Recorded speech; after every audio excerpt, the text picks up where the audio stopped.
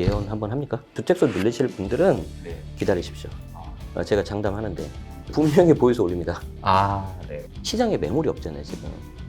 그 매물을 출현시키게 해야 되니까 양도세만 약간 낮출 수 있어요. 취득세 중간은 그대로 두고. 네네. 가장 최악의 경우예요 지금 이게. 안녕하세요. 지식이 되고 돈이 되는 시간 부동산 클래스의 정재현입니다. 자, 오늘은 제네시스 박님을 모시고 15 부동산 대책에 관련해서 시장 분위기 그리고 향후 생존 전략에 대해서 한번 여쭤보는 시간 갖도록 하겠습니다. 어서 오세요. 네, 초대해 주셔서 고맙습니다. 반갑습니다. 네. 시간 내주셔서 감사합니다. 아닙니다. 네. 아니 지금 엄청난 대책이 지금 발표됐잖아요. 네네. 그래서 뭐 세금 문제 이런 것도 정말 궁금하기도 하고 앞으로 시장 방향도 어떻게 할지 정말 궁금하거든요. 네네. 지금 현재 시장 분위기 상황 어떤가요? 완전 패닉 상태죠. 어. 그러니까 이게 좀 약간 좀 세게 말하면 이제 선 넘은 것 같아요. 건드리면 안 된다. 사실 그 전에 이제 우리가 SNS 같은 거 보면 좀 내용들이 좀 돌잖아요. 그걸 좀 보면서 설마 이렇게 했었거든요. 왜 그러냐면 개인적으로는 조정 대상 지역을 규제 지역을 서울 전역 묶는 것도 퀘스천이었어요. 저는 개인적으로. 그리고 토호제야말로 뭐 일부 몇 개 지역만 해야 되지 이게 뭐 되겠냐라고 이렇게 생각을 했는데 이게 전체 특히 경기도 12개 지역까지 묶는 걸 보고 이게 약간 좀 살짝 저는 개인적으로 지금까지 봤던 정책 중에서 가장 좀 세지 않았나 이렇게 좀 약간 살짝 네. 충격을 넘어서서 약간 공포스러운 충격과 공포인가요? 정말이에요 네, 진짜 네. 네. 그렇습니다. 그럼 이번 정책 중에서 가장 큰 영향을 줄 만한 건 그래도 토호제인가요? 토호제입니다. 예, 개인적으로는 네.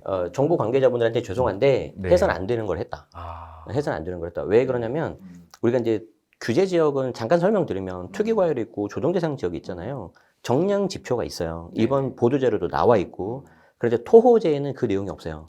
그래서 이제 뭐 투기 수요가 우려된다든지 개발 이슈가 있다든지 그런 경우를 종합적으로 검토해서 하겠다는 건데 굉장히 정성적인 내용이고 그냥 좀 나쁘게 말하면 이렇게 좀 이렇게 쉽게 지정을 했다는 건데 예를 들어서 보면 우리가 경기도 같은 경우에도 수원, 팔달구, 용인, 수지구 구석구석 지금 다 됐단 말이에요. 네. 과연 그런 곳에 있는 뭐 예를 들어서 뭐 한 시가 3억짜리, 4억짜리 아파트를 토지를 묶었을 때 어떤 부작용이 있을지 저는 감이 좀 이게 가늠이 안 돼요, 지금 솔직히.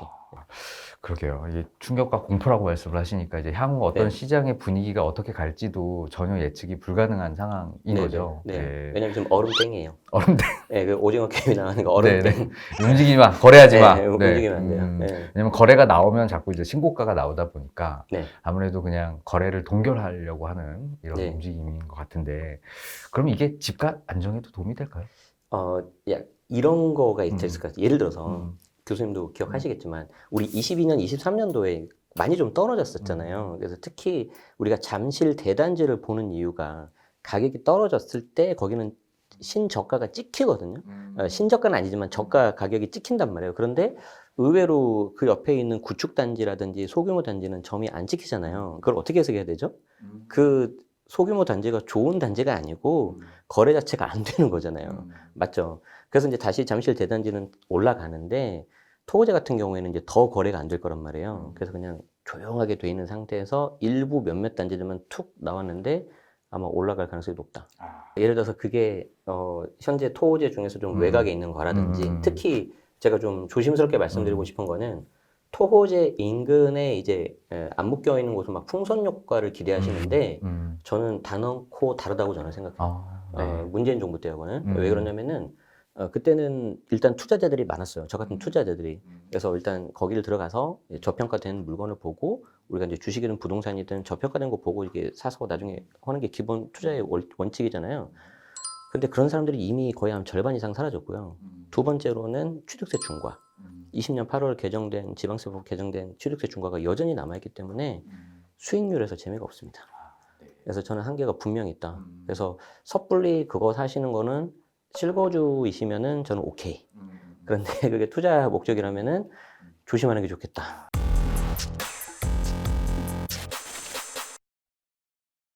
이미 뭐 다주택자 규제가 너무 계속 되어 왔고 그래서 실수요자 시장인데 그럼에도 불구하고 이렇게 그 토지거래 허가도 묶고 규제 지역도 묶었기 때문에 이게 그 주변으로 풍선 효과가 나오는 건 쉽진 않을 거다. 오히려 네. 위험하다라는 네. 거죠. 네.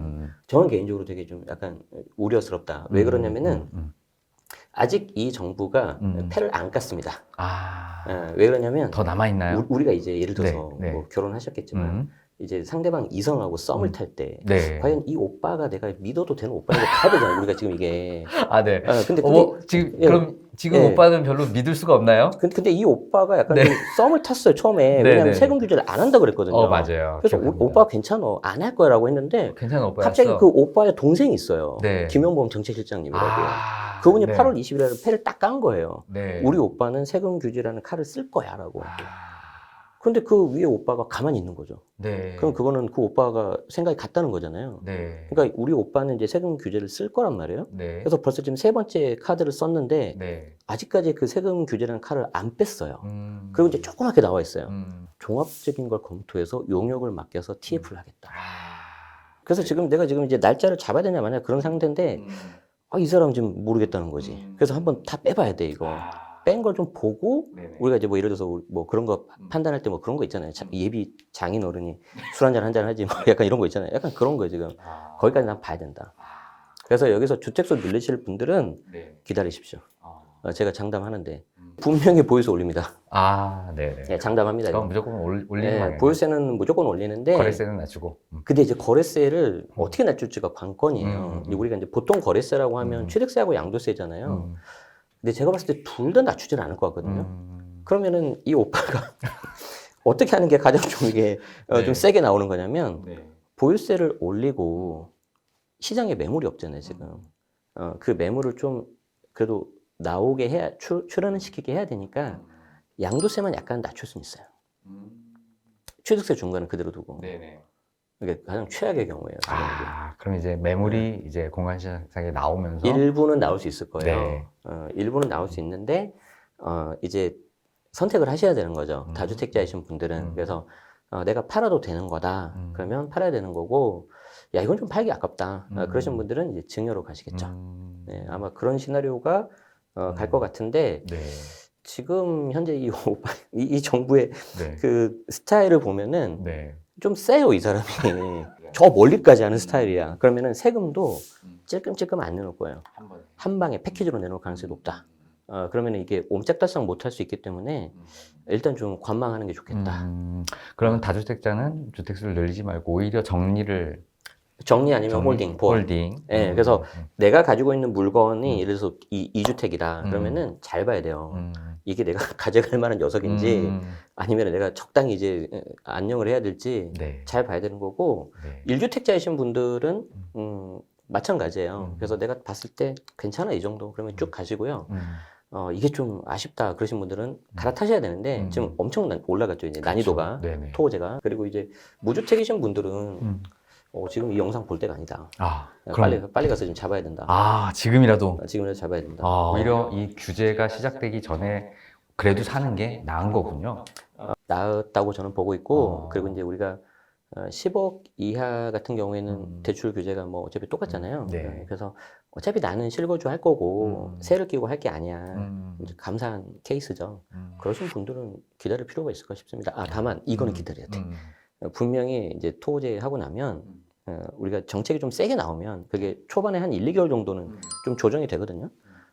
약간 실망 매물도 나올 수 있고 그렇기 때문에 좀 기다리시는 게 좋을 것 같아요. 분명히 나온다. 네, 분명히 지금 단기적인 조정이 나올 수 있다. 그런데 연말까지. 그게 왜 높은 확률로 나올 수가 있냐면 지금 우리 오빠의 스타일을 보니까 다주택자 양도세 중과를 내년 5월 9일까지 막아놨잖아요. 네. 그 전에 다른 오빠가.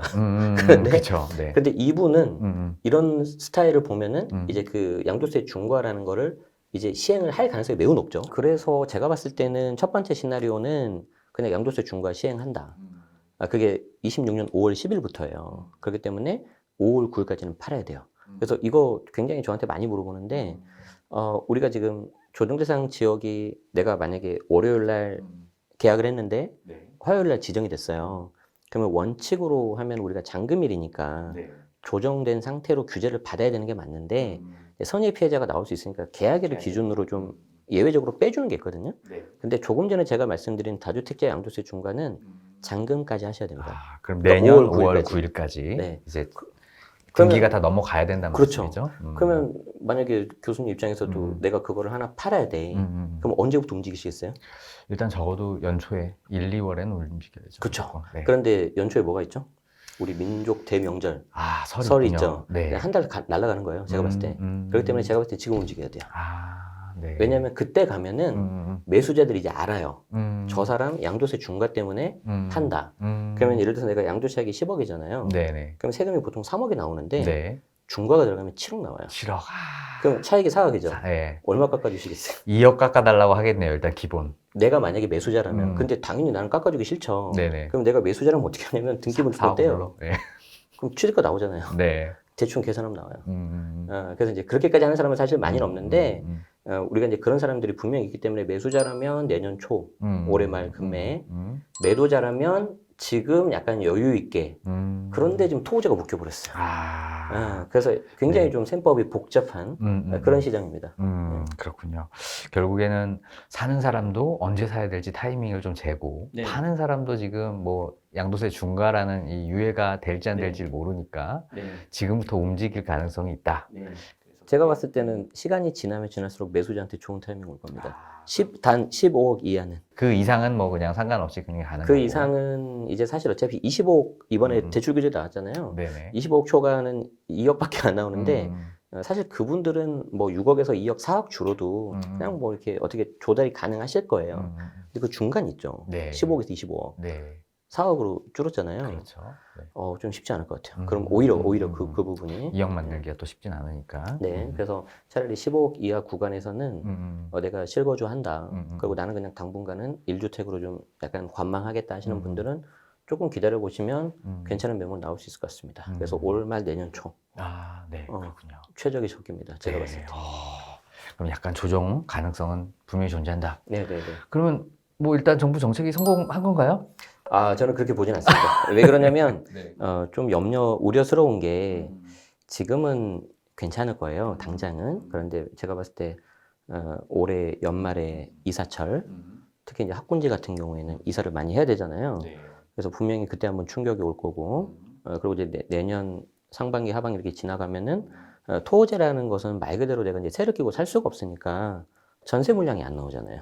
그런데 전세 월세는 민간에서 80% 이상을 공급을 하고 있는데 그 물건이 없기 때문에 분명히 임대차 시장은 불안해질 거다. 그러면 우리 특히 이제 내 집 마련하시려는 분들이 내가 이제 차곡차곡 돈을 모아서 이제 좀 대출도 받고 사야 되는데 가처분 소득이 줄어들 수가 있겠죠. 월세 반전세가 계속 오르면 그러면 민심이 저는 좀 이렇게 우려가 된다. 그래서 어떻게 좀 대응하시려는지 한번 좀 지켜봐야 될 것 같습니다. 근데 안 그래도 보니까 어떤 위원께서는 네. 전세 9년 발의를 하신 것 같더라고요. 그래서 네. 야, 이거 전월세 폭등하는 거에 대해서 또 네, 다시 네. 또 제안을 하는 이런 법안으로 우리가 해결하지 이제 않을까. 우리가 2020년 네. 7월에 임대차 3법이 나오면서 굉장히 많은 혼란을 줬잖아요. 그렇죠. 2+2도. 네, 2+2도 그렇게 됐는데 뭐 333 트리플 3이더라고요. 근데 약간 이게 네. 좀 나쁘다고 말을 드리고 싶은 게 그냥 우리가 이제 설득의 심리학이라든지 그런 책을 보면 네. 먼저 질러놓고 네. 안 되면 약간 협상할 때 이렇게 물러서서 중간 정도 하잖아요. 네네네. 그걸 염두하고 지른 게 아닌가. 3+3+3인데 이제 3+3으로 가는. 예를 들어서 3+3 혹은 네. 둘둘둘. 둘둘둘 2+2+2. 그러면은 뭐 우스갯소리로 뭐 성은이 망극하옵니다 이럴 수 있잖아요. 네. 그런 걸 노리고 있다면 정말 나쁜 거다. 음. 그러면 안 된다라고 말씀을 드리고 싶습니다. 네. 자, 근데 또 한편으로 또 네. 거래 동결시키는 이런 정책들이 민간의 정비 사업을 또 멈추게 하는 동인이 또 될 수가 있는 거잖아요. 가장 큰 문제이자 기회가 될 수도 있다고 생각을 하는데, 일단 우리가 이제 정비 사업이라고 하면 재개발 있고 재건축이 있잖아요. 상대적으로 재개발 쪽에 좀 더 기회가 있을 것 같다. 상대적으로 일단 재건축 같은 경우는 제초한 이슈가 있어서 해결이 안 됐잖아요. 그런 문제가 있고 상대적으로 조금 더 금액이 많이 들어가니까. 그리고 재건축은 대부분 아파트잖아요. 다 토지잖아요. 네. 그런데 재개발은 빌라예요. 거래가 되니까. 거래가 되죠. 그래서 물론 이제 난이도는 아주 어렵습니다. 그래서 정비 사업 공부하실 분들은 굉장히 공부를 많이 하셔야 되고 특히 해당 그 지자체의 조례라든지 그런 것들을 잘 봐야 되기 때문에 음. 부동산도 부동산이지만 해당 시군구청 음. 지자체를 많이 가셔야 돼요. 담당자 많이 만나셔야 돼요. 네. 그래서 이제 공부를 음. 많이 하셔야 된다 그렇지만 저는 음. 기회가 있다고 봅니다. 아, 그쪽에서 오히려 새로운 기회가 나타날 수 네네. 있다. 네. 오히려 재개발 같은 것 같은 정비 사업도 이런 거래 위축으로 저는 오히려 더 개발이 중단될 것 같다라는 네. 의구심이 좀- 당장은 그렇게 네. 될 것 같아요. 당장은 그렇게 되는데 이제 사람들이 옥석을 가리겠죠. 그래서 옥석을 가려서 어차피 내가 이제 하는 건데 똑같아요. 취득세 중과 때문에 어차피 내가 하나로만 가는 거잖아요. 그래서 재개발도 예전에는 좀 이렇게 초기 재개발이라든지 가격 적은 거에서 한 두세 개 놓고 하나만 되라라는 거에서 이제 완전히 더 이렇게 몰아서 집중을 하겠죠. 그래서 뭐 한남 성수는 이미 많이 이렇게 사람들이 알고 계시고 보니까 이제 한남 3구 같은 경우는 이번에 이제 철거 시작했더라고요. 이제 어마어마하게 좋아지겠죠. 네. 그리고 이제 그 옆에 이제 성수 전략정비구역만 말할 것도 없고 노량진은 또 스피드가 빠르고 그러면 이제 그게 3대장인데 그걸 떠나서 이제 좀 상대적으로 이제 좀 수익률이 좋은 것들 보실 건데 오히려 그쪽 보셨던 분들이 아유 됐다 모아서 그냥 저쪽 하자 이렇게 될 수 있을 것 같아요. 특히 이제 속도 오히려. 빨리 나는 것들. 네네네. 네. 아, 그렇군요. 또 시장이 또 그렇게 가는군요. 네네 그렇게 될 것 같습니다. 저 재방님, 네네. 그러면 이번 대책에서 네. 그 세제 내용 부분도 일부 포함이 됐잖아요. 네네 좀 이번 대책에 대해서 한번 세금 자세하게, 관련돼서요? 네, 네. 얘기 좀 한번 일단 부탁드릴게요. 뭐 일부 언론사에서는 세금 규제는 하지 않고 뭐 이렇게 뭐 했다고 하지만 네. 그게 말이 안 되는 게 규제 지역을 다 묶어버렸잖아요. 투기과열 지구가 있고 조정대상 지역이 있고 토지거래 허가구역이 있는데 세금에서는 조정대상 지역이 되게 중요해요. 내가 만약에 집이 하나 있는 상태에서 조정대상 지역을 하나 더 사버리잖아요. 취득세가 8% 나옵니다. 자 그러면은 취득세라는 거는 1에서 3%인데 네. 6억 이하 1%, 9억 초과 3%거든요. 중간은 이제 산식으로 들어가고 그래서 실제 올해 토거제 살짝 풀렸을 때도 잠실 엘리트를 도전했다가 안 돼서 송파 사신 분이 있는데 그게 매가가 20억짜리였어요. 근데 2번 주택이었던 거예요. 근데 그걸 생각을 못 했다는 거예요. 2억이 그냥. 그러면 이제 9억이니까 3%잖아요. 본인은. 근데 실제로는 8. 그럼 계산하면 5%니까 20억이 5%니까 1억. 그러니까 순간 1억 날아가요. 그래서 이거 되게 조심하셔야 되고요. 그런데 양도세 같은 경우에는 내가 2주택 이상인 경우에는 이제 중과가 들어가죠. 다만 26년 5월 9일까지 팔면 뭐 일반 과세가 들어간다. 즉 6에서 45%. 그런데 그게 중과가 들어가면 거의 한 2배, 3배 갑니다. 세율로 따지면 우리가 최고 세율이 45예요. 거기에 30% 포인트가 붙어요. 33주택인 경우에. 그럼 75가 돼요. 여기 지방소득세가 붙으면 82.5예요. OECD 평균 어디를 내도 없어요. 그런 세율은. 없어요. 그래서 그 시대가 26년 5월 10일부터 올 수가 있다. 그래서 꼭 조심하셔야 되고, 보유세 같은 경우에는 재산세하고 종합부동산세 두 개가 있습니다. 이게 이제 과거 21년도 문재인 정부 때 한참 많이 올라갔을 때가 송파하고 마포 한 20평대, 공시가격 한 11억 정도 되는 거 두 채 갖고 있었을 때 얼마 나온지 아세요? 얼마 나왔죠? 5,500. 5,500. 재산세 그것도- 더하면 6,700. 그런데 그게 뭐가 문제냐면, 네.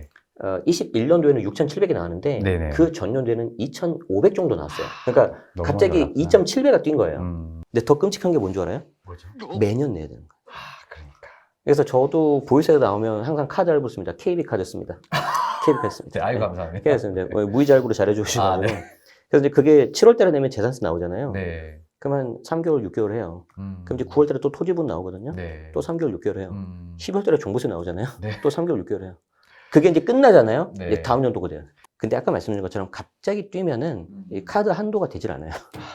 이게 굉장히 고통스럽거든요. 네. 그래서 그때 한번 정권이 넘어갔잖아요. 네네. 그래서 제가 장담하는데 지금 정부는 그렇게 안 올릴 거예요. 한번 이제 정권 바뀐 이 경험이 트라우마가 있기 때문에. 있어요. 그래서 방금 제가 말한 거에 답이 있는데 사람들이 눈치 못 채게 천천히 올 겁니다. 첫 번째로는 공시 가격을 건드릴 거예요. 우리가 이제 부동산 보면 KB 시세가 있잖아요. 네. 그거랑 이제 시세 맞게끔 한 70% 정도로 하는데 우리 집이 10억이면 공시 가격은 7억인 거죠. 근데 문재인 정부에서는 그걸 9억으로 올리려고 하니까 반발이 심했던 거예요. 그러면 지금은 7억, 반발이 심했던 게 9억이에요. 천천히 올리면 어디로 갈 것 같아요? 8억이군요. 어떻게 그렇게 잘해요? 느낌이 딱 왔습니다. 느낌 딱 오죠? 네. 그래서 8억까지 점진적으로 살살 갈 거예요. 그래서 이 공시 가격을 올리면 아까 말한 재산세, 종부세뿐만 아니라 한 60여 개 항목이 다 오릅니다. 건보료 같은 거. 그렇죠. 그래서 이제 우리는 인지하지 못한 상태에서 그게 다 오르는 거죠. 그래서 나는 이상하게 열심히 일을 하고 월급은 올랐는데 남는 게 없는 게 이런 이유인 거죠. 그래서 공시 가격을 아마 천천히 올릴 거고, 종부세 같은 경우에는 이제 공정시장 가액 비율이라고 해서 60에서 100 이렇게 레인지 범위가 있는데, 그래서 보통 80 중간으로 두고 왔다 갔다 합니다. 그게 좀 합리적이잖아요. 그런데 윤석열 정부에서는 이제 보유세 부담이 너무 크니까 인위적으로 60으로 내려는데, 왜 그러냐면 이게 시행령 개정사항이라서 정부가 할 수 있는 유일한 거였어요. 그러니까 지금 현재는 정부도 민주당이고 현재 여당도 민주당이니까 뭐 할 수 있는 거 다 할 수 있잖아요. 그래서 공정시장 가액 비율을 원래의 위치인 80으로 올릴 가능성이 높다. 그러면 이 두 가지만 조절해도 재산세는 한 1.5배 최소한 오릅니다. 아, 그러네요. 그래서 이제 눈앞이 캄캄하잖아요. 그럼 이제 정리해야 되는 거예요.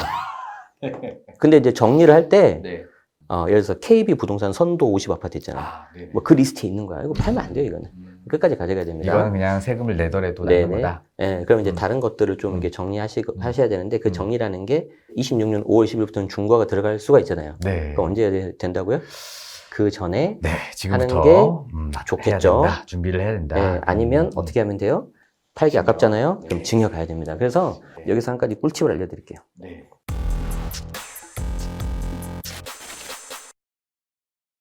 자, 내가 토지가 있어요. 묶여버렸어. 경기도인데 기분이 안 좋잖아요. 근데 내가 이제 살아가는 자녀가 있어요. 이 자녀한테 줄 때 증여하는 게 있고, 부담부 증여, 채무를 떠안 거서 증여하는 게 있고, 특수관계자 저가양수도로 한 뭐 3억 또는 30% 정도 싸게 해서 넘기는 게 있어요. 얼핏 보면 부담부 증여하고 저가양수도가 되게 유리한데, 그냥 외우세요, 이거는. 이 안에 매매 개념이 들어가요. 저가양수도는 말 그대로 파는 거잖아요. 그리고 부담부 증여는 채무를 떠넘기기 때문에 여기에 대해서 양도세가 발생해서 매매 형식으로 봐요. 그래서 매매 형식이 들어가면 매수자 자녀가 전입을 해야 돼요. 토지니까. 맞죠? 네, 그러네요. 그래서 두 방법은 이제 안 X 되는군요. 증여하시면 돼요. 네, 그냥 깔끔하게 증여로 가야 깔끔하게 되는군요. 증여. 이제 그러면 이제 그 다음에 자녀가 뭐라고 하겠어요? 네. 엄마, 내가 10억짜리 하면 취득세가 3.5니까 3,500이 나와. 근데 이번에 정부에서 이걸 조정으로 묶어서 12%가 나와. 1억 2천을 내야 돼. 그리고 증여세가 2억 3천이야. 그럼 두 개를 더하면 내가 3억 5천이 나와. 엄마, 내가 돈이 어디 있어? 이렇게 되겠잖아요. 방법이 있어요. 야, 이거는 말해야 되냐? 말하면 이거 다 이제 자, 또 막히는 거 아닌가요? 근데 많이 하세요. 아, 네. 어떻게 하냐면 이렇게 하는 거예요. 그래? 그럼 너 일단 그래도 KB 다니잖아. 연봉 그래도 적지 않잖아. 한 1억 2천 가져와. 자, 그러면 내가 엄마 10억짜리 집이 있잖아요. 그럼 1억 2천 일단 넘겨요. 넘긴다는 건 명의를 넘긴다는 거예요. 취득세만 내면 돼. 증여 취득세. 그럼 1억 2천 내면 일단 자녀 걸로 바뀌어요. 그리고 그 집이 이제 만약에 부모님이 사시는데 나간다고 합시다. 그럼 아무 사람이 없잖아요. 임차인이 안 계시잖아요. 깨끗한 상태잖아요. 이 상태에서 곧바로 자녀가 세를 줘요. 그러면 내가 10억짜리인데 전세가 얼마 줄 수 있을까? 대략? 그래도 한 40%, 50%? 네. 못해도 한 5억 정도 하겠습니다.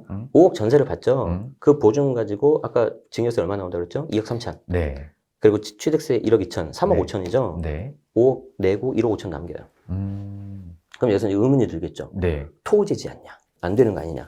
증여낸다면서요? 증여돼요. 네. 증여돼요. 그러면 이제 그 자녀가 그러겠죠. 그럼 나 이거 집에 못 살잖아. 어떻게 하라는 거야? 근데 이거는 좀 참아야지. 무슨 말이냐면 내가 일단 집에 못 들어가잖아요. 근데 언젠간 들어가야 되잖아요. 근데 만약에 그 집값이 만약에 오르고 특히 이제 매매가는 모르겠는데 임대차 시장이 오를 가능성이 높잖아요. 그럼 이제 예를 들어서 막 2년 지났는데 전세가 1억이 오르는 거예요. 그럼 내가 1억을 받을 수 있는데 되게 좋잖아요. 전 거기서 참으라고 말하고 싶습니다. 받지 마라. 받지 말아라. 왜냐면 받는 순간 나의 채무가 된다. 그리고 돌려줘야 되지 않냐. 요즘에 뭐 전세 사기 이슈도 있는데 이것도 아깝잖아. 어떻게 반전세 바꾸면 되죠. 오히려. 그렇죠. 전월세 전환율이라고 하는데 이제 이거는 이제 부동산에 가서 하시면 돼요.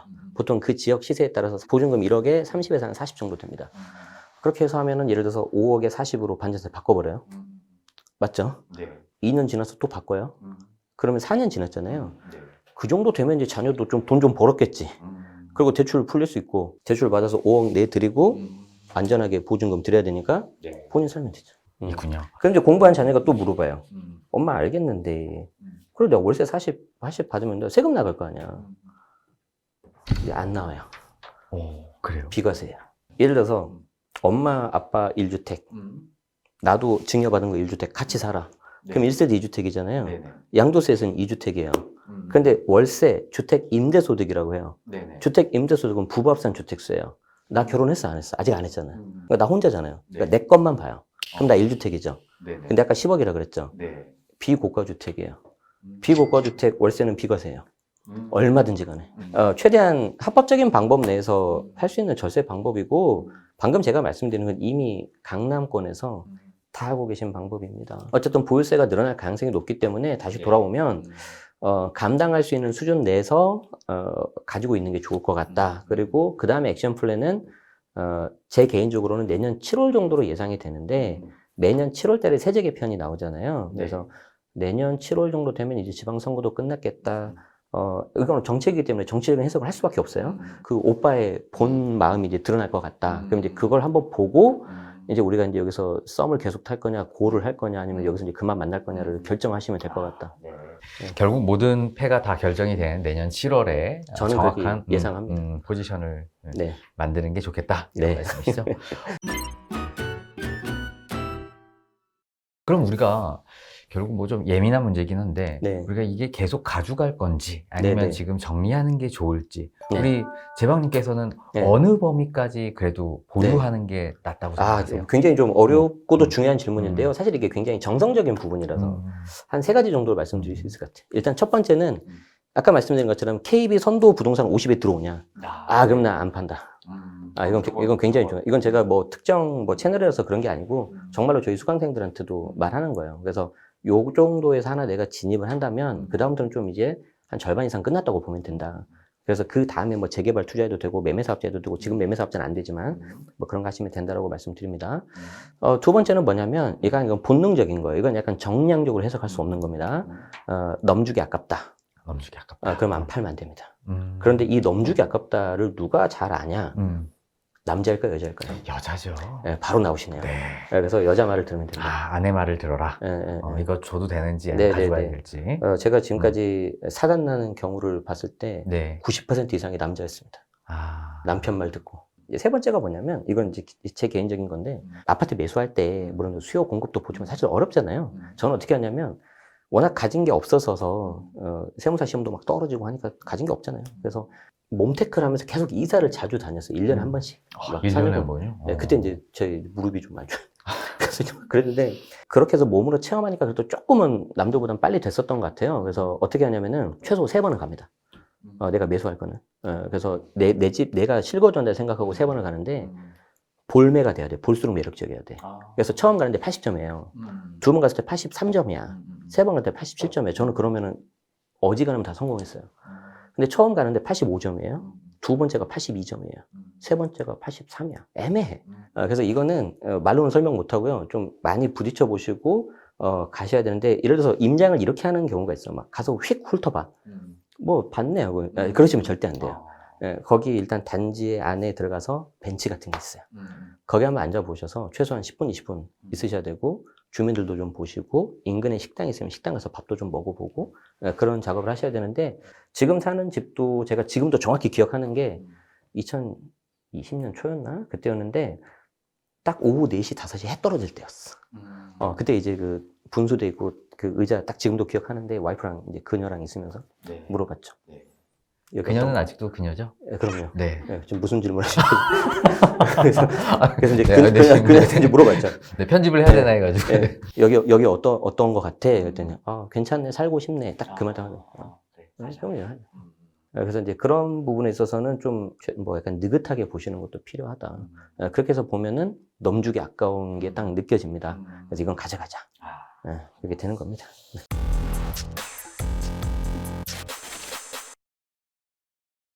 자, 그럼 결국 이제 우리가 기준도 알았으면 네. 우리가 실수요자 이제 시장으로 갔으니까 결국 네네. 1주택자들이 갈아타기 하는 형태만 이제 남을 것 같아요. 네네네. 그죠? 무주택자나. 네. 그랬을 때 결국에는 그 1주택 비과세를 네. 받는 게 가장 지금 단계에서 그럼요. 가장 좋은 거잖아요. 한번 이번 정책 때문에 조정지역이나 뭐 투기과열지역 때문에 뭐 1가구 1주택 비과세 요건도 약간 바뀌었을 것 같다는 느낌도 네. 드는데 일단 한번 이것만 좀 한번 조심하시면 될 것 같아요. 우리가 비과세가 왜 중요하냐면 아까 3억 정도 오르면 1억 세금 내야 되고 10억이면 3억이라고 했는데 그 세금을 다 줄일 수가 있어요. 그래서 비과세를 꼭 받아야 되는데 1세대가 1주택인 상태에서 2년 보유만 하면 됩니다.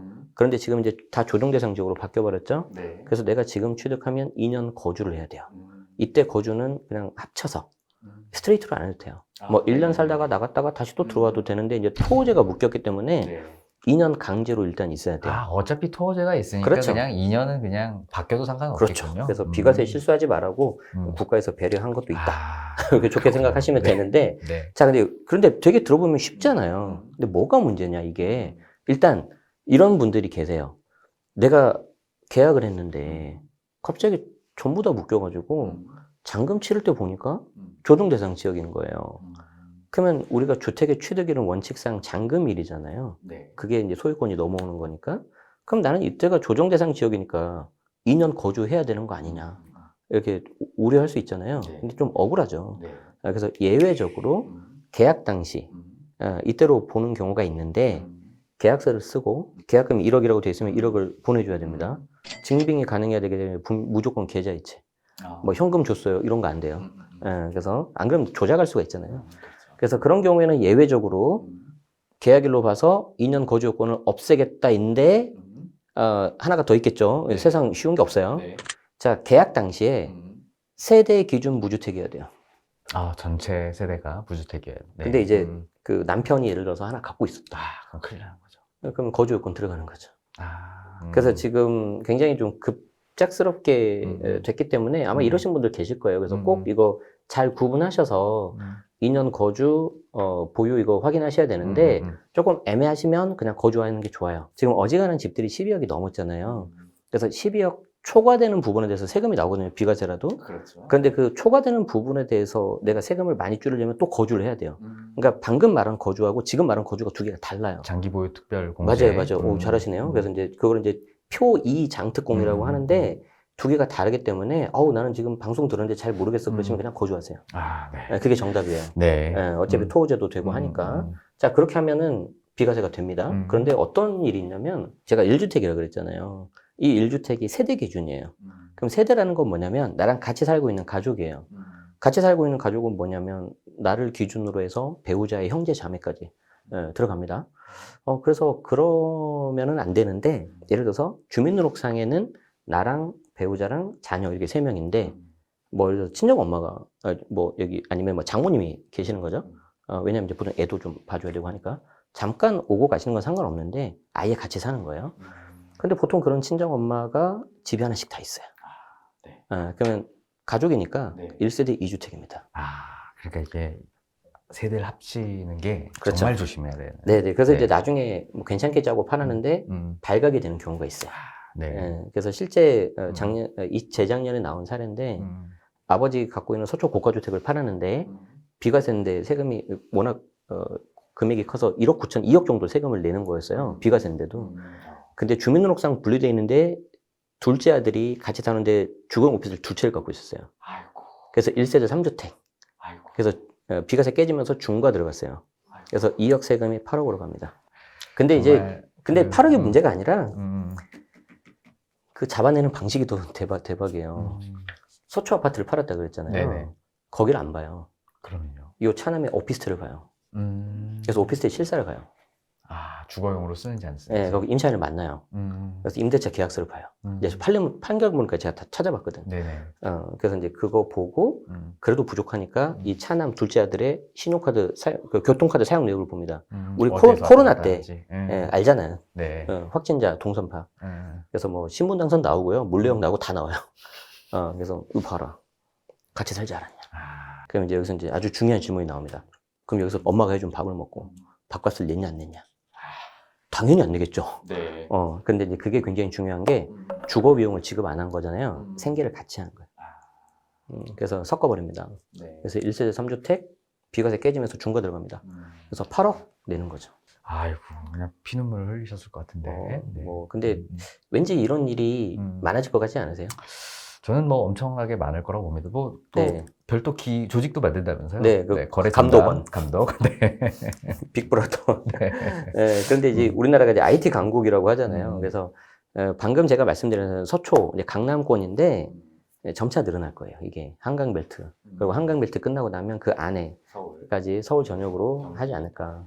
결국 뭐 우리가 그런 시대에 사는 거에 대한 뭐 네. 시대 유감이 좀 있으십니까? 근데 뭐 이거는 어쩔 수 없는 네. 것 같고, 네. 이게 좀 발전되고 있고 음. 그런 거기 때문에 제가 음. 늘 말씀드리지만 원래 원칙대로 해라. 제가 세무 공무원이라고 하더라도 오늘 분리하고 내일 팔면 이건 나 잡아가세요 그러잖아요. 그래서 좀 미리미리 하시는 거를 추천드립니다. 이제 요 하나 일화를 더 말씀드릴게요. 이제 저는 이제 투자 관련돼서 상담을 하는데, 근데 우리는 이제 그 촉이라는 게 있거든요. 여자 혼자분인데 싱글이에요. 근데 직장도 다니고 투자도 엄청 열심히 하거든요. 좋은 거 갖고 있었어. 양도자액이 14억이에요. 세금만 4억 나와요.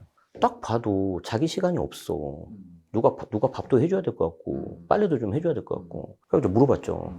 지금 이거 당신 비과세라고 했는데, 맞냐, 비과세. 그런데 맞다는 거예요. 그리고 세무사님 2명 상담 받았다는 거죠. 그래서 느낌이 안 좋아. 그래서 내가 혹시 염려돼서 그렇다. 당신 진짜 혼자 사는 거 맞냐? 약간 중간에 눈빛이 흔들리는 거죠. 빨리 말해봐라. 사실은 엄마랑 같이 살고 있다. 느낌 딱 오잖아요. 그럼 이제 엄마 집이 있어 없어? 물어본 거죠. 있을 것 같아요, 없을 것 같아요? 당연히 있을 것 같죠. 있죠. 네. 어디에 있을까요? 그 옆에 있을 것 같아요. 시골에 있어요. 근데 항상 레퍼토리가 똑같아요. 네. 시골에 있다. 얼마 안 한다. 그래도 주택선 들어갑니다. 그렇죠. 예. 빨리 그거부터 정리해. 맞아요. 이런 것들은 본인이 판단하지 마시고 있는 그대로를 다 말씀 주셔서 이제 세무사님 같은 전문가분들이 판단하게끔 하는 게 좋습니다. 네. 자, 정부의 이런 과감한 정책으로 인해서 결국에는 뭐 수요를 억제하는 거잖아요. 네네. 수요를 억제해서 좀 가격을 안정시키려고 하는 것 같은데, 그래도 공급이 확대되지 않으면 가격을 못 잡을 거다라는 이런 말들이 좀 네네. 많아요. 정비 사업 네. 좀 진행될 수 있는 건가요? 일단 좀 빛과 그림자가 다 있을 것 같아요. 사실 서울에 공급을 할 수 있는 거는 정비사업밖에 없습니다. 택지 개발은 불가능하기 때문에 그린벨트를 풀어야 되는데 그건 쉽지 않을 것 같고, 그럼 이제 정비사업밖에 남아있는 게 없는데, 어쨌든 서울 중심지에 인기 있는 지역에 해야 되기 때문에 시간 문제일 뿐이지 되기는 될 것 같다. 그리고 이제 우리가 이제 아주 좀 장기적으로 봐야 되는데, 한남, 그리고 한남 뉴타운, 그리고 이제 성수 전략 정비구역, 그리고 이제 압구정. 이렇게 세 가지를 딱 점을 찍으면 이제 삼각형이 나오잖아요. 거길 중심으로 해서 한 10년, 20년 후에는 뭐 어마어마하게 많이 변화가 되어 있을 것 같고, 인근 뭐 이렇게 일본이라든지 다른 나라들 봐도 역시 중심부에는 뭐 부동산 가격도 높고, 그래서 뭐 우리도 비슷하게 가지 않을까 이렇게 생각이 듭니다. 다만 이제 정비 사업을 하는 데 있어서 돈도 많이 들어가고, 특히 이제 조합원들이 분담금도 많이 내야 되니까 이 부분을 좀 어떻게 해결해야 될지. 그래서 오히려 상대적으로 그 조합원 분들이 이런 경제적인 능력을 어떤 좀 부담을 해야 되기 때문에 이것도 역설적으로 좀 중심지만 더 빠르게 잘 되지 않을까, 양극화가 더 심해지지 않을까, 좀 그런 우려가 나오고 있습니다. 결국 분담금을 낼 수 있는 여력, 이게 네. 뭐 사업성하고도 연결되고 사업 속도라고 연결되는 거잖아요. 네네네. 그래서 정비 사업이 이런 규제에도 불구하고 중심부만 진행이 될 거고, 네. 그 외곽 부분은 정비 사업이 네. 힘을 좀 잃을 가능성이 있다. 아마 그래서 이제 정부에서도 그거를 생각을 하고 이번에 이제 9월 공급 대책에 나온 것처럼 LH 위주의 어떤 공공 직접 위주의 네네. 좀 가려고 하는 것 같은데, 사실 저는 그렇게라도 해서 이제 좀 장기적으로 봤을 때 안정적으로 공급이 좀 돼야 된다고 보고, 사실 이번에 이제 공급 대책도 보면 135만 원으로 5년 내에 착공을 한다고 그랬었잖아요. 실제 공급되는 거는 좀 시간이 더 걸리겠지만, 그렇다 하더라도 시간이 좀 길게 보고 계획대로만 된다면 시장에 분명히 영향은 좀 미칠 수 있을 것 같다. 다만 이제 뭐 이제 민간 브랜드를 넣어서 한다고는 하는데, 사람들이 아직까지는 좀 이렇게 처음 해보는 거 하니까 좀 의구심이 있잖아요. 그래서 좀 불안 심리가 있기 때문에 지금 차라리 얼른 사자, 다 모아서 그게 좀 되고 있는 것 같습니다. 결국에는 이 공급 부족이라는 이 부분을 해결을 해줘야지만 네네. 뭐 당장엔 안 되더라도 앞으로 이제 진짜 잘 될 거다라는 네. 이런 인식을 조금 해주기 위해서 네. 정부도 이번 정책에서는 공급에 대해서 계속 체크를 해보겠다라는 메시지를 던져줬는데, 네. 잘 되려면 어떻게 해야 되나요? 사실 뭐 이거는 네. 뭐 저뿐만 아니라 그 누구도 쉽게 답을 못 내는 그런 건데, 뭐 이게 좀 비유가 맞을지는 모르겠는데 그냥 한번 좀 아프더라도 저는 그냥 시장에 맡겨야 되지 않나. 아, 그러니까 이제 당연히 새 건물 들어서고 음, 새 아파트 들어서고 하면 특히 요즘에는 이제 SNS 발달로 뭐 사전 점검, 사검 같은 거 하면 사진 쫙 돌잖아요. 아, 그렇죠. 네. 그럼 사람들 막 눈 돌아가고 저도 그렇고 그러는데 음. 그래서 이제 가격이 오르는 게 일반적인 건데 음, 그렇다고 자꾸 이거를 계속 누르다 보니까 좀 이렇게 부작용이 뒤에 가면 더 되지 않을까 싶어요. 제가 어떤 정책 책임자라고 하더라도 쉽지는 않을 것 같아요. 왜 그러냐면 그 온갖 비난을 다 받아야 되고 선례가 있잖아요. 지금 올해 네. 2월 달에 아, 오세훈 서울시장님이 그걸 네, 해제했다가 맞아요. 정말 만신창이가 됐죠. 그럼 이제 그걸 본 정치인이라든지 정책 책임자분들이 과연 그걸 뗄 수 있을까? 제가 봤을 때는 이제 그때 되면은 개인적으로는 어떤 개인의 어떤 목소리가 사실 아직 좀 이게 좀 미미하잖아요. 지자체에서 아마 요구할 겁니다. 지자체에서 너무하는 거 아니냐.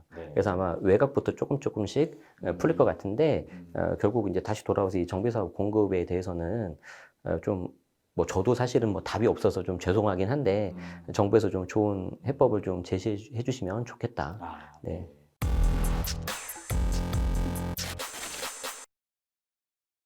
제방님께서 말씀하셨던 이주 수요를 따라가는 이런 투자 네, 전략이라는 게 있다면서요? 그게 어떤 거예요? 그게 이제 어떤 거냐면 어떻게 보면 이제 사람의 심리 플러스 이제 세금 정책하고 맞물리는 건데 우리 세법에 이제 소득세법 시행령에 있는 건데 이제 156조에 그게 2일 거예요. 그게 이제 흔히 말하는 대체주택 비과세라고 있어요. 네네네. 무슨 말이냐면 예를 들어서 목동을 한번 예를 들어 봅시다. 네.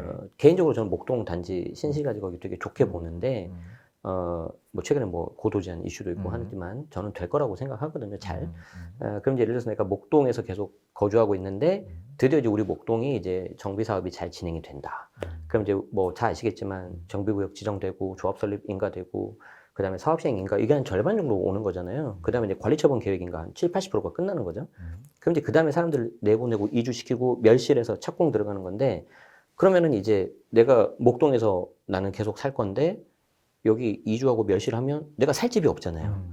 그럼 그런데 나는 계속 목동에 살고 싶은 건데 이주하고 멸실해서 한 4, 5년 후에 새 아파트가 들어서면 잠깐 살 곳이 필요하다. 그러면 내가 그때 거주할 곳을 내가 매매를 하면 그 매매하는 걸 내가 어쩔 수 없이 매매하는 거니까 요 대체주택을 비과세를 해달라 이거거든요. 네. 그럼 대체주택은 언제 사야 되냐면 사업시행 인가 이후에 무조건 사야 돼요. 왜냐하면 그 전에 사면 투기수로 봐요. 아, 네. 그래서 사업시행 인가가 딱 나야 돼. 그리고 여기서 이제 1년만 살면 되거든요. 그런데 뭐 다른 데 이사 갈 데 없잖아요. 그러니까 거기서 쭉 살아요. 근데 사업시행 인가 사실을 받고 입주할 때까지 막 넉넉 잡아서 7년, 10년 걸릴 거예요. 그럼 나는 7년, 10년을 걸리고 드디어 이제 완공된 목동 새 아파트 들어가면은 요 대체주택에 대해서 어떻게 해주냐? 비과세가 돼버려요. 그런데 우리 세법에 이렇게 3년이 훌쩍 넘었는데 그리고 나중에 샀는데 이 비과세 해주는 게 얘밖에 없어요. 자 그러면 내가 목동 조합원이다. 네. 드디어 우리가 사업시행 인가를 받았다. 그리고 그 대체주택을 사는데 난 여기서 최소 5년 정도는 있어야 된다. 그럼 5년 후에도 내가 비과세 받고 들어가야 되잖아요. 네. 그럼 얘가 잘 팔려야 되겠죠. 네. 그럼 제가 앞에 영상에서 볼매를 사야 된다 그랬잖아. 근데 요즘에 볼매가 어떤 거예요? 일단 신축해야지. 그리고 좀 약간 대단지해야 되잖아요. 역세권 기본이고. 그럼 목동 단지 근처에 그게 뭐가 있을까? 일단 목동 단지를 봤을 때 위로 가면 이제 화곡동 빌라 하잖아요. 아파트 계신 분들이 빌라 가기는 좀 힘드실 것 같고 오른쪽 가면 천이 있어. 너무 가기 좀 힘들 것 같고 네. 밑에 가면 지하철 막 여기 있잖아요. 좀 그럴 것 같고 왼쪽밖에 없죠. 근데 왼쪽 저 멀리는 안 가겠지. 그럼 요 왼쪽에 볼매가 뭐가 있을까? 전 아델리츠밖에 안 보여요. 아, 네. 그러니까 뭐 지금 특정 뭐 단지를 제가 뭐 하는 건 아닙니다. 그냥 예를 드는 겁니다. 저 물건 없습니다. 거기. 아, 네네. 그래서 이제 아델리체를 만약에 내가 사면 상대적으로 봤을 때 그래도 신축이고 하니까 목동 신시가지의 이주 수요에 어떤 그렇죠. 혜택을 받을 수 있는 그렇죠. 그래서 곳이다. 나중에 팔기도 뭐 무난할 것 같고 근데 이제 내가 목동 내가 원조업원이 아니잖아요. 비싸고 그러니까 그럼 난 이걸 어떻게 활용하냐? 아델리체를 사고 기다리면 되죠. 아, 네, 그렇군요. 아델리체를 사요. 기다려요. 그래서 이제 매수자가 나타날 거예요. 그럼 뭐 오셨어요? 하고 이제 어서 오세요 하고 적당히 팔고 알고 다시 가면 목동 되겠죠. 신시 가지고 가면 된다. 네. 자, 근데 요번 대책으로 이런 어떤 정비 사업에 또 새로운 이슈가 있더라고요. 지금 네네. 방금 어떤 대체주택 투자에 관련돼서 네네. 일단 1주택을 갖고 있어서 하나의 주택을 더 사는 순간 네네. 그 이후에 금융 지원이 안 되는 네네네. 거예요. 이주비라든지 네네. 중도금 대출이라든지 그 기존에 우리가 생각했었던 금융 지원의 어떤 대출이 막히다 보니까 맞습니다. 맞습니다. 그래서 이게 대체주택 매수하는 게 쉽지 않겠다라는 맞아요, 생각도 맞아요. 좀 들더라고요. 네, 맞아요. 그래서 제가 아까 음. 말한 그 단지도 음. 가격이 그렇게 작지 않단 말이에요. 음. 근데 대출도 안 나오잖아요. 그렇죠. 그러니까 그 양쪽에서 안 나오는 거예요. 내 돈으로 이제 다 해야 되는 거예요. 그리고 이제 목동 같은 경우는 저는 개인적으로 나중에 추가 이주비 대출이 나올 거라고 생각을 해요. 추가 이주비 대출이란 건 뭐냐면 흔히 일반적으로 해주는 금융기관에서는 이주비 대출 말고 건설사에서 시행사에서 건설사에서 좀 더 해주는 게 있어요. 그럼 이거는 안 들어간단 말이에요. 네. 물론 거기에 대해서 좀 이슈가 좀 있긴 있는데 그래서 결론이 뭐냐면 이것도 좀 안타까운 얘기인데 좋은 데로 가야 돼요. 네. 그래서 좋은 데로 가야 돼요. 그래서 그럼 우리 입장에서는 어떻게 할 거냐? 아까 말씀드린 것처럼 내가 이제 원조합원이다. 그러면 사실 여기에 이제 추가로 돈이 들어갈 수 있기 때문에 아쉽지만 대주택 비과세를 좀 이렇게 뭐 다음으로 미룬다든지 아니면 내가 대주택 비과세를 좀 비싼 걸 못 사더라도 내가 가용할 수 있는 것을 해서 그래도 내가 이제 이사 되면 좀 불편하니까 그렇게 좀 활용하는 게 좋을 것 같고 내가 원조업원이 아니다 그러면은 나는 그냥 아까 말씀드린 것처럼 대체주택으로 살만한 것들을 기다리고 사고 기다리는 거죠. 예를 들어서 뭐 강동 뭐 삼익그린 거기도 뭐 이제 사시나고 하니까 하면 되고 그리고 이제 조금 더 깊숙하게 말씀드리자면은 대체주택 비과세가 원조업원인 상태에서 사업시행 인가 이후면은 살 수 있다 그랬잖아요. 그러면 사업시행 인가 이후에 관철을 받아도 쓸 수가 있거든요. 근데 관철을 받고 나서 대체주택 사도 좋아요. 왜 그러냐면 보세요. 내가 한남을 갖고 있는데 잠실 의회를 대출해서 샀다 그랬잖아요. 네네. 근데 잠실은 조정이잖아요. 그럼 얘가 8% 나오고 있잖아요. 취득세가. 근데 일단 그 토지로 그냥 멸실되고 나서 네네네. 네. 좋은 혜택이 말씀 있으니까. 해주셨어요. 그러니까 지금 이제 좀 처음 들으신 분은 어려우실 수 있는데 대체주택을 살 때 이제 방금 교수님 말씀하신 것처럼 내가 입주권이 멸실된 입주권 사서 이제 토지니까 4.6% 나오잖아요. 근데 저는 오히려 주택일 때 3%일 때 사라고 해요. 왜 그런지 아세요? 내가 이걸 조정을 3% 사면 원래는 3년 안에 팔아야 이거 피할 수 있잖아요. 네네. 근데 지방세법에 원래 있었던 요 원조합원 물건 있잖아요. 뭐 한남이라든지 목동. 얘가 완공되고 나서 3년 안에 팔면 얘를 다시 3년 안에 팔아서 취득세 중과 피하게 되는 게 있어요. 그러니까 시간이 더 걸려도. 네. 그래서 그게 약간 틈새예요. 그래서 네. 지금은 취득세 중과가 여전히 남아있기 때문에 지방세법 공부를 또 하셔야 되는데 여러분들은 지금 사실 하기는 어렵고 이것만 아시면 돼요. 지방세법은 관할 지자체 공무원한테 물어보시면 됩니다. 세무서가 아닙니다. 그리고 이제 내가 관심 있는 양도세, 비과세, 종부세 이쪽은 세무서예요. 마치 뭐랑 비슷하냐면 아이폰을 쓰고 있다. 애플 서비스센터 가야 돼. 갤럭시 쓰고 있다. 삼성 서비스센터 가야 돼. 근데 갤럭시 쓰고 있는데 애플 서비스센터 가는 거예요. 안 돼, 안 돼. 그러니까 지방세와 국세를 달라요. 철저하게 이렇게 물어봐서 해야 된다는 거죠. 그렇게 하면 내가 비과세도 피할 수 있고 취득세 중과도 피할 수 있어요. 서두에 일단은 뭐 단기 조정은 가능하겠지만 뭐 내년부터 다시 약간 간헐적인 상승이 가능할 것 같다라고 말씀을 해주셨는데 그럼 이제 뭐 그런 시나리오 앞에서 앞으로 뭐 우리 만약에 무주택자다 혹은 1주택자 갈아타기다 혹은 뭐 다주택자다 입장에서 앞으로 어떤 기회를 봐야 되는지 한번 정리 한번 부탁드려도 될까요? 일단은 무주택이신 분들은 가급적이면 하나는 갖고 있으면 좋겠다. 그게 어떤 시세 상승도 있지만 워낙 화폐 가치가 떨어지니까 아마 재정 지출 더 늘어날 것 같거든요. 그래서 해칭 개념으로. 다만 이제 아쉬운 게 세를 끼고 사둬서 난 조금 더 같은 금액의 입지를 좋은 곳을 살 수 있었는데 지금 그게 좀 힘들어졌죠. 뭐 그건 좀 우리가 이제 좀 뭐 내려놓자. 그리고 1주택자이신 분들은 갈아타기 할 때 되게 보수적으로 하셔야 돼요. 선 매도 후 매수 하십시오. 선 매도 후 매수. 그래서 선 매도하고 내가 잠깐 전세나 월세 이렇게 임차로 계셔도 되는데 뭐 이게 잠깐 있다가 또 집을 살려는 거니까 뭐 한 1년 이렇게 하실 거잖아요. 근데 1년짜리가 또 많이 없을 수 있어요. 그래서 차라리 내가 단기간에 승부를 보겠다 하시는 분들은 요즘에 단기 임대도 많이 하세요. 그래서 뭐 2개월, 3개월 단기 임대하고 그럼 월세가 좀 비싸요. 오히려 그게 좋을 수 있어요. 오히려. 왜냐하면 비싸니까 이제 뒤에 식은땀 나는 거죠. 빨리 사자. 빨리 사자. 빨리 사야 된다. 더 이제 급박하게 잘 그래서 보니까. 약간 본인을 약간 사지에 몰 필요가 있습니다. 그러니까 사실 리스크는 있어요, 분명히. 그래서 그리고 2주택이신 분들은 일단 최소한 늘리면 안 돼요. 늘리면 안 되고 2주택이 그래도 감사하게도 좋은 거다. 그러면 그냥 쭉 가져가시면 되고, 그러면서 대응하시면 되고, 좀 약간 부담된다. 아니면 좀 못난이가 있다. 그러면 적절히 매각 아니면 증여. 그리고 안타깝게도 둘 다 못난이다. 그러면 일단 최소한 하나는 팔아야 되겠죠. 왜냐하면 준비 요이 땅 하고 있어야 되잖아요. 그래서 다시 거기서, 그러면 1주택자하고 똑같아지잖아요. 네. 그럼 선매도 후매수. 그쵸? 3주택 이상은 답 없죠. 저 같은 사람들. 네. 일단 보유세를 보시고 네. 곱하기 2를 넉넉히 하십시오. 그래서 눈앞이 캄캄해지면 뭔가를 해야 되는 거예요. 그런데 좀 해볼만 하다 그러신 분들은 이제 좀 보시되 그 움직이는 거는 언제 내년 7월로 예상되는 종합적인 세제 개편안을 보고 그때 한번 움직이자. 뭐 그때 한번 다시 불러주시면 또 설명드리도록 하겠습니다. 네. 네.